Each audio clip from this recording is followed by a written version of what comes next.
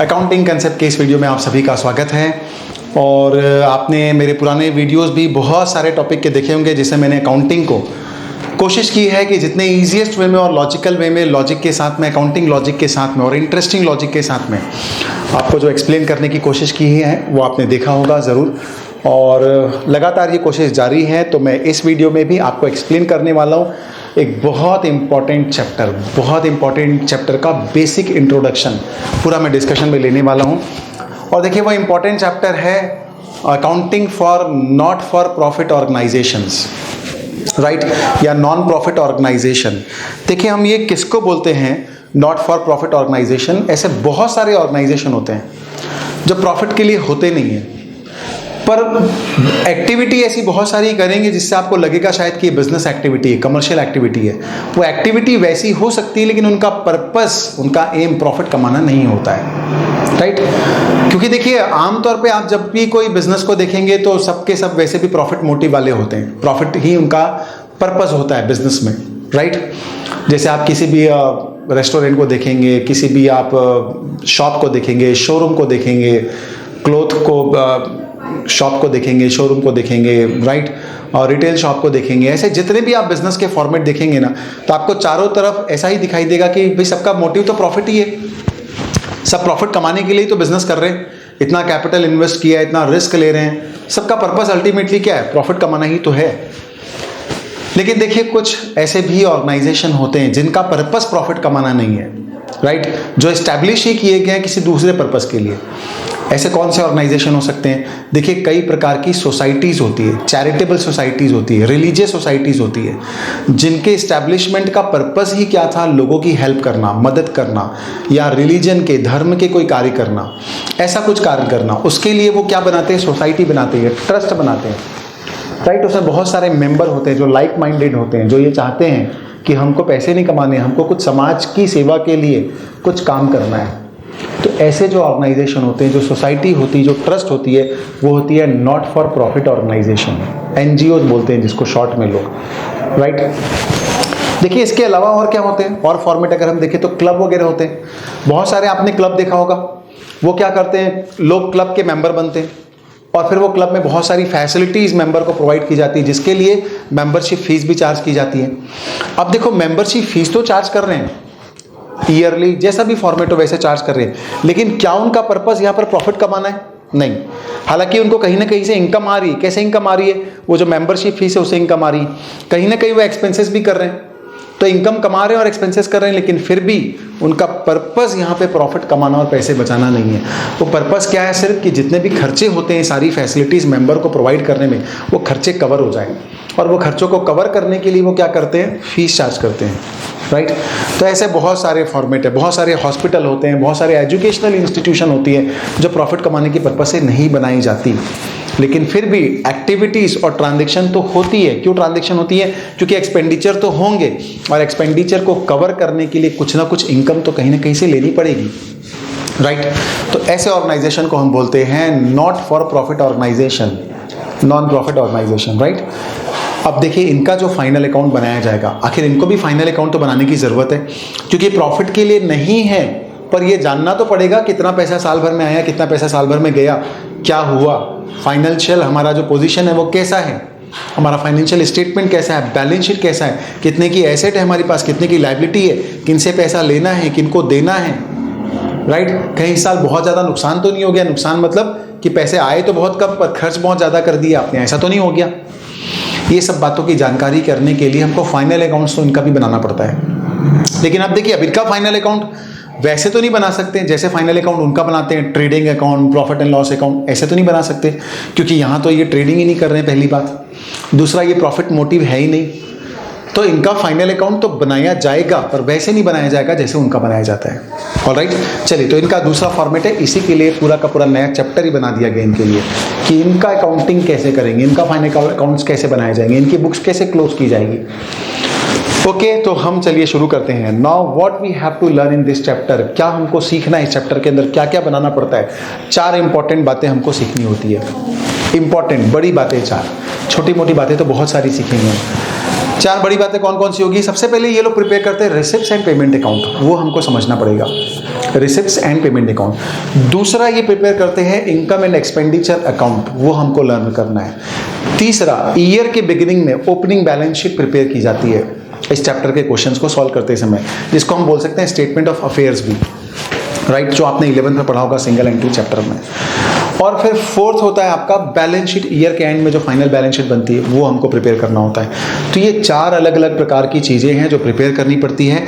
मैं शॉर्ट में आपको एक एक करके सबका फॉर्मेट एक्सप्लेन करता हूँ, सबके स्पेशल फीचर, क्या खास बातें हैं, क्या लॉजिक्स है, कैसे बनाए जाते हैं, वो सब भी आपको एक्सप्लेन करने की पूरी कोशिश करता हूँ, राइट। चलिए सबसे पहले आते हैं हम किसके फॉर्मेट पर आते हैं, फॉर्मेट के रिसिप्ट्स एंड पेमेंट अकाउंट में। देखिए रिसिप्ट्स एंड पेमेंट अकाउंट का फॉर्मेट मेरा ख्याल है कि दुनिया के सबसे इजी फॉर्मेट में से एक है, सबसे इजी फॉर्मेट में से एक है अकाउंटिंग में। कुछ भी नहीं करना होता है, नाम पर गया है बेचारा। कैसे नाम पर गया? Receipts and payment account. आपके सामने स्क्रीन के सामने आप देख सकते हैं फॉर्मेट। शुरुआत कहाँ से होती है? दो साइड होते हैं इसके अंदर, एक होता है रिसिप्ट और एक होता है पेमेंट। डेबिट क्रेडिट हम नहीं बोलेंगे इसको, हम बोलेंगे रिसिप्ट और पेमेंट। हालांकि जो डेबिट साइड होता है उसी को रिसिप्ट कहा जाता है और क्रेडिट साइड को हम पेमेंट बोलते हैं, राइट। शुरुआत कहाँ से करते हैं रिसिप्ट्स एंड पेमेंट अकाउंट की?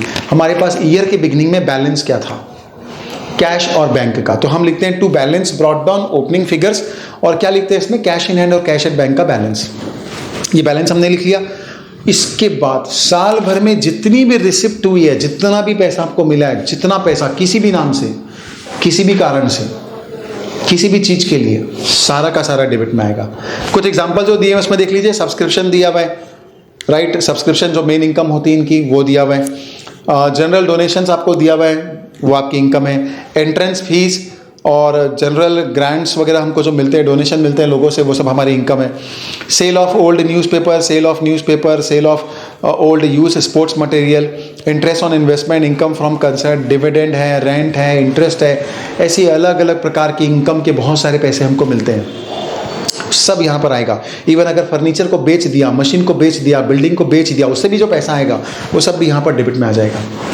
क्रेडिट साइड में देखिए, जितना भी आपने पेमेंट किया, जिस बात का भी पेमेंट किया, भाई पेमेंट साइड में क्या आएगा? पेमेंट आएगा। जो पेमेंट किया सबको लिख दो आप। मतलब आप समझ लीजिए कि अगर आपने बचपन में मतलब क्लास 11 में आपने पढ़ा होगा कैश बुक।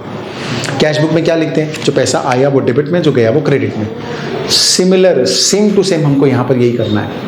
जो पैसा आया वो रिसिप्ट में, जो पैसा गया वो पेमेंट में। पेमेंट में चाहे वो सैलरी हो, रेंट हो, पोस्टेज हो, एडवर्टीजमेंट हो, न्यूज़पेपर हो, रिपेयर्स हो, ऑडिट फीस हो, मेंटेनेंस एक्सपेंसेस हो, इंश्योरेंस हो, सेक्रेटरीज ऑनरेरियम हो, म्यूनिसिपल टैक्स हो, प्राइस डिस्ट्रीब्यूशन हो, ऑफिस एक्सपेंसेस हो, एक्सपेंसेस ऑन शो हो, स्पोर्ट्स इक्विपमेंट परचेस किया, इन्वेस्टमेंट परचेस किया, फर्नीचर परचेस किया, बिल्डिंग परचेस किया, किसी भी चीज़ का पैसा अगर गया ना तो क्रेडिट में जरूर आके रहेगा पेमेंट साइड में। ऑलराइट, तो देखिए इस अकाउंट में के फॉर्मेट आपके सामने है। आपने फॉर्मेट पे देखा क्या क्या डेबिट में आता है और क्या क्या क्रेडिट में आता है, राइट। तो ये तो गई फॉर्मेट की बात। लास्ट में, अच्छा फॉर्मेट के लास्ट में क्या होता है? जो हमारे पास में बच गया ईयर के एंड में वो हो जाता है क्लोजिंग बैलेंस। भाई ईयर के बिगिनिंग में जितना पैसा हमारे पास में था टोटल कर देते हैं, कितना पैसा साल भर में आया, उसमें से माइनस कर देंगे जो पेमेंट साइड में साल भर में जितना पैसा गया। तो आया माइनस गया इज इक्वल बचा, समझा?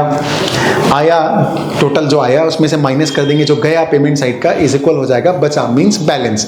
तो बैलेंस कैरिड डाउन में हम लिख देंगे कैश अकाउंट और बैंक अकाउंट का बैलेंस। अब देखिए मैं इस अकाउंट का आपको दूसरा लॉजिक बताता हूँ, इसको समझने का बहुत ईजीएस्ट और इंटरेस्टिंग वे।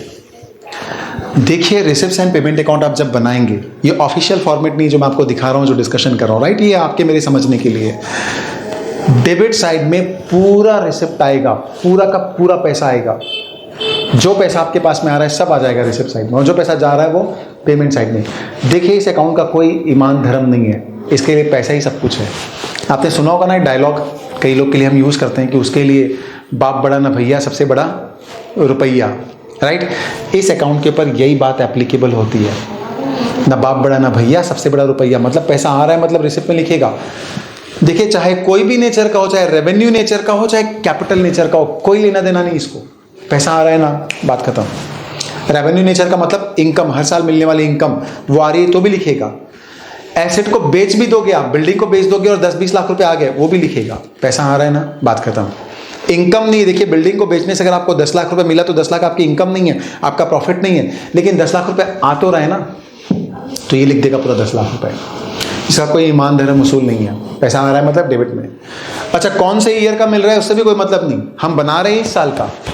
मान लीजिए 2020 चल रहा है अभी, हम 2020 का बना रहे हैं, आपको पैसा पुराना पेंडिंग मिल गया 2018 का, पर मिला तो आज है ना, ये लिख लेगा, सो कोई मतलब नहीं। मान लीजिए आने वाले साल का पैसा किसी ने एडवांस में दे दिया, तो आने वाले साल का पैसा मिला है ना, ये इसी साल इसी अकाउंट में लिख देगा, क्यों? क्योंकि मिला तो इसी साल है ना।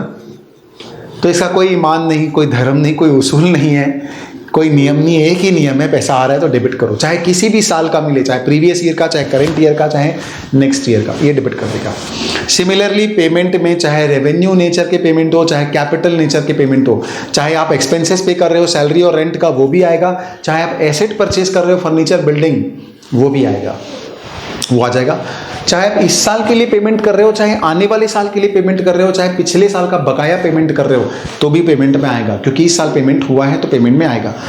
तो इस अकाउंट का एक ही उसूल है, ये सिर्फ पैसे की भाषा समझता है। पैसा आया तो डेबिट में लिखेंगे रिसिप्ट में, पैसा गया तो पेमेंट में लिखेंगे, दैट्स इट, राइट। तो ये था format receipt and payment account का। अब आते हैं सेकेंड फॉर्मेट पर। सेकेंड फॉर्मेट कौन सा? इनकम एंड एक्सपेंडिचर अकाउंट का फॉर्मेट। चलिए देखिए, इनकम एंड एक्सपेंडिचर अकाउंट के फॉर्मेट में फटाफट हम समझते हैं। ये बहुत सिद्धांतिक आदमी है, उसूल वाला आदमी है, इसके बहुत सिद्धांत है, नियम है, कायदे है, कानून है। ये रिसिप्ट एंड पेमेंट की तरह नहीं है कि बाप बड़ा ना भैया सबसे बड़ा रुपया। ये बहुत सिद्धांतिक आदमी है। मैं आपको भी समझाता हूँ, ये पहली बात तो ये आदमी नहीं है, राइट। मैं आपको ऐसे ही समझाने के लिए बोल रहा हूँ, राइट, इसकी भावनाओं को व्यक्त करने के लिए। देखिए, इनकम एंड एक्सपेंडिचर अकाउंट हम जब प्रिपेयर करेंगे, दो साइड होंगे इसके अंदर। इनकम आएगा क्रेडिट साइड में और एक्सपेंडिचर आएगा डेबिट साइड में, राइट। जैसा हमेशा होता है प्रॉफिट एंड लॉस अकाउंट, हमने 11th में या किसी भी सिलेबस में आपने पढ़ा होगा profit and loss account prepare करना। ये सेम टू सेम एक प्रकार का वैसा ही है, वैसे ही बनता है ये, राइट। अब देखिए इसका उसूल क्या है। ये हर प्रकार की इनकम को नहीं लेगा, हर प्रकार की रिसिप्ट को नहीं लेगा। केवल जो रेवेन्यू नेचर का आइटम है, केवल जो इनकम नेचर का आइटम है, वही लेगा क्रेडिट साइड में, इनकम साइड में। मीन्स आपने बिल्डिंग को 10 लाख में बेच दिया तो ये 10 लाख रुपए नहीं लेने वाला। ये बोलेगा बिल्डिंग कितने की थी? 9 लाख की थी मान लीजिए, बिकी कितने में? 10 लाख में। तो प्रॉफिट कितना हुआ? 1 लाख। तो मैं 1 लाख रुपए ही लूंगा बस इनकम में, क्योंकि इनकम तो 1 लाख रुपए ही हुई ना, भले बिल्डिंग 10 लाख में बिकी है। और रिसिप्ट एंड पेमेंट अकाउंट क्या करता है? पूरा 10 लाख रुपए ले लेता है वो तो रिसिप्ट साइड में, राइट। तो इनकम एक्सपेंडिचर बहुत उसूल वाला है, जो इनकम है उसी को लेगा, उसके अलावा किसी और को नहीं लेगा, राइट। तो सबसे पहले रेवेन्यू नेचर के आइटम को लेता है, कैपिटल नेचर के किसी भी रिसिप्ट एंड पेमेंट को ये नहीं लेगा इनकम और एक्सपेंडिचर में। आप बिल्डिंग को बेच दोगे, उसका पैसा इनकम में नहीं आएगा। आपने बिल्डिंग को खरीद ली, पैसा गया, लेकिन ये एक्सपेंसेस में नहीं आएगा, क्योंकि ये एक्सपेंसेस नहीं है। हाँ, लेकिन उसका क्या आएगा? उसका डेप्रीसिएशन। उसका डेप्रीसिएशन जरूर एक्सपेंसेस होता है, हर साल का एक्सपेंसेस होता है, रेवेन्यू नेचर का होता है, रिकरिंग नेचर का होता है, तो वो जरूर आएगा। तो इनकम एक्सपेंडिचर अकाउंट के क्रेडिट साइड में फॉर्मेट देखिए आपके सामने है। फॉर्मेट में कौन कौन सी बातें आती है पहले वो डिस्कशन कर लेते हैं। सब्सक्रिप्शन करके मेन इनकम होती है हमारे ऐसे सोसाइटी और ऐसे ऑर्गेनाइजेशन की, वो इनकम में आएगा। कुछ एडजस्टमेंट करने पड़ते हैं आउटस्टैंडिंग प्रीपेड के, मैं आपको सब्सक्रिप्शन को बहुत डिटेल में एक्सप्लेन करूंगा, क्योंकि बहुत बड़ा और इंपॉर्टेंट एडजस्टमेंट है इस चैप्टर का सब्सक्रिप्शन। नेक्स्ट वीडियो में एक्सप्लेन करूंगा बहुत डिटेल में, उसमें देखेंगे। फिलहाल subscription, entrance fees, donation, sale of newspaper, hall rent, sundry receipt, ये सारे अगर आपकी इनकम है तो क्रेडिट में आ जाएंगे। एक्सपेंडिचर में salary, rent, insurance, audit fees, printing stationery, honorarium, telephone expenses, repairs, sport material use, depreciation, ये सब आपके एक्सपेंसेस में आ जाएंगे। ये इलस्ट्रेटिव लिस्ट है खाली, इसके अलावा दूसरे आइटम भी आ सकते हैं। देखिए फाइनली क्या करेंगे, इस अकाउंट का क्लोज करेंगे, इस अकाउंट को क्लोज करके इसका बैलेंस निकालेंगे। अगर इनकम है ज़्यादा और एक्सपेंसेस है कम, तो जो बचेगा उसको नाम देंगे सरप्लस। यहाँ प्रॉफिट का नाम नहीं लिखा जाता, प्रॉफिट के शब्द से ही नफरत है, क्योंकि प्रॉफिट के लिए हम बने ही नहीं है, तो भूल के भी प्रॉफिट शब्द हम नहीं लिखते। हम उसको क्या बोलते हैं? सरप्लस। भाई बच गया, कमाया नहीं। प्रॉफिट का मतलब क्या होता है? कमाया। सरप्लस का मतलब होता है बच गया, कमाने की कोशिश नहीं की हमने फिर भी, लेकिन हम बच ही गया तो क्या करें। और मान लीजिए एक्सपेंसेस ज़्यादा है और इनकम कम है, तो उसको हम नाम क्या देते हैं? डेफिसिट का नाम देते हैं। Excess of expenditure over income is called deficit. तो बाई डेफिसिट क्रेडिट में आ जाएगा। ये हो गई फॉर्मेट की बात। और इस अकाउंट को दिल की गहराइयों से एकदम समझने के लिए मैं आपको ये बताना चाह रहा हूँ और बताना चाह रहा था, ये अकाउंट उसूल वाला है, सिद्धांत वाला है। पहली बात, ये सिर्फ रेवेन्यू नेचर के इनकम को ही लेगा और रेवेन्यू नेचर के एक्सपेंसेस को लेगा। दूसरी बात, सिर्फ करंट ईयर का लेगा, पिछले साल का नहीं चलेगा।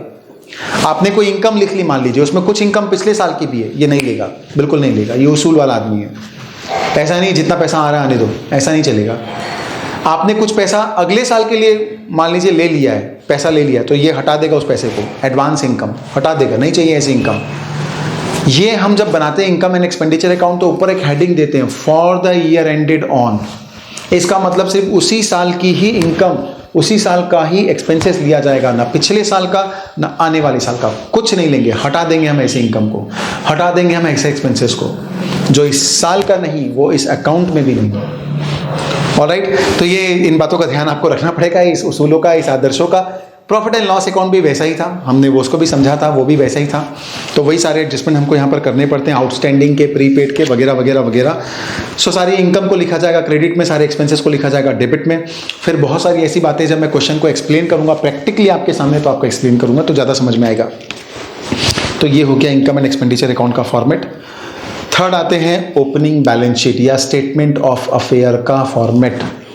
क्यों बनाना पड़ता है हमको? कई बार क्वेश्चन में ना ओपनिंग कैपिटल फंड नहीं दिया होता। अच्छा देखिए, अब इनका जो कैपिटल होता है उसको कैपिटल नहीं बोलते, कैपिटल फंड बोलते हैं या जनरल फंड बोलते हैं। तो कैपिटल का ही नाम समझ लीजिए आप, कैपिटल फंड या जनरल फंड। ये इसका ओपनिंग बैलेंस कई बार क्वेश्चन में नहीं दिया होता है, तो हम बनाते हैं स्टेटमेंट ऑफ अफेयर्स।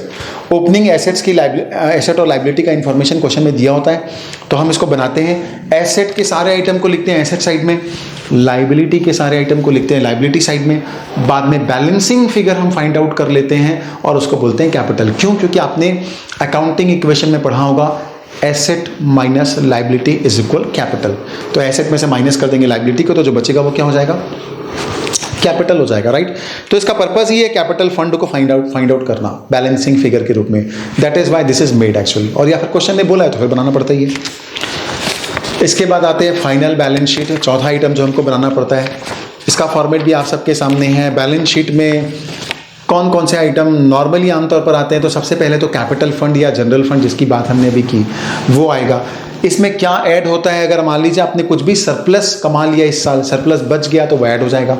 कोई डेफिसिट है मतलब एक प्रकार का लॉस है तो माइनस हो जाएगा।